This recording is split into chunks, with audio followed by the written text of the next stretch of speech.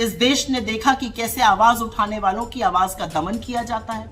Trailer में ही लोगों ने देखा कि अगर पेपर लीक होता है और अगर लोग नौकरी की मांग करते हैं तो आप उन पर लाठियां बरसाते हैं।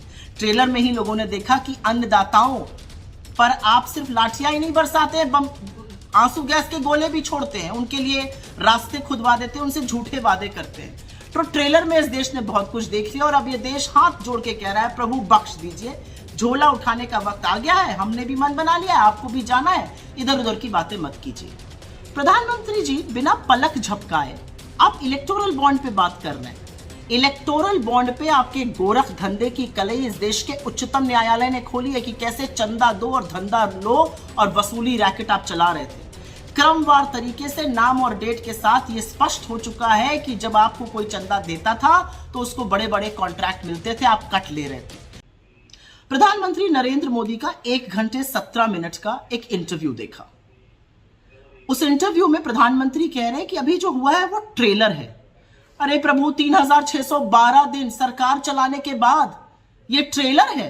ये सुनकर देश की जनता आशंकित हो गई है, भयभीत है, घबरा गई है कि अगर ट्रेलर ऐसा है तो पिक्चर कैसी दिखा सकते हैं। ये ट्रेलर में ही हमने इस देश में 45 साल में सबसे ज्यादा बेरोजगारी, ट्रेलर में ही कमर तोड़ महंगाई, ट्रेलर में ही आटा दही पढ़ाई दवाई सब पर जीएसटी, ट्रेलर में ही हमने महिलाओं को आशंकित, महिलाओं को भयभीत, महिलाओं को बूटों के तले रौंदते हुए, और आप यौन शोषण को कैसे संरक्षण देते हैं अपने बगल में बिठाकर, वो भी देख लिया।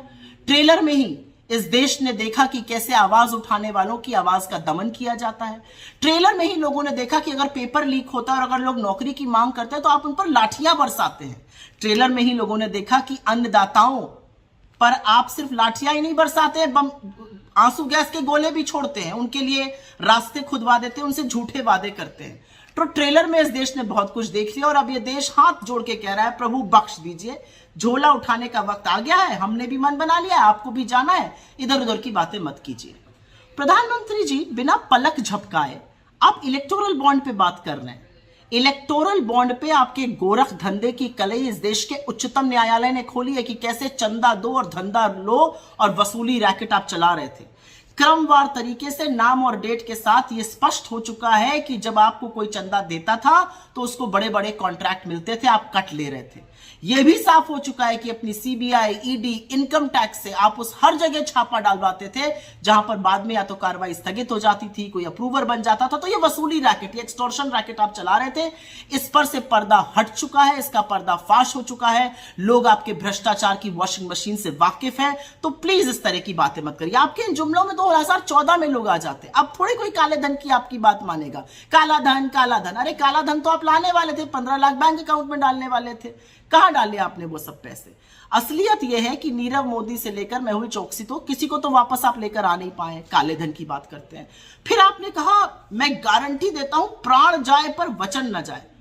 मोदी जी 15-15 लाख की, 2 करोड़ रोजगार की सालाना, ये सारी गारंटी आपकी है। किसान की दुगनी आय की, 100 स्मार्ट सिटी की, रुपया डॉलर 1 होने की, पेट्रोल डीजल 35 पर आने की, चीन को लाल आंख दिखाने की, सारी जिम्मेदारी तो आपकी थी, सारी गारंटी तो आपकी थी। आपकी गारंटी नहीं, आपके खोखले जुमले होते हैं, उनको आप किसी भी नाम से पुकारिए। और अंत में मैं आपसे एक बात कहना चाहती हूं, अपने मुंह से प्रभु राम का नाम मत लिया करिए। श्री राम हम सबकी आस्था के, हमारे विश्वास के, हमारी परंपरा के, हमारी लोक संस्कृति के प्रतीक है। प्रभु राम मर्यादा पुरुषोत्तम है। अगर उनसे कुछ सीखते तो थोड़ी मर्यादा, थोड़ा सम्मान, थोड़ा आदर जरूर सीखते। आपकी इन सब में कमी है। आप नाथूराम के भक्त हैं, आप नाथूराम का देश बनाना चाहते हैं, आप नाथूराम के पदचिन्हों पर चलते हैं। आपके अंदर नफरत भी नाथूराम जैसी है। तो नाथूराम का नाम लिया करिए, आप श्री राम का नाम मत लिया करिए, क्योंकि श्री राम का जो नाम लेता है वो राम राज्य में यकीन करता है।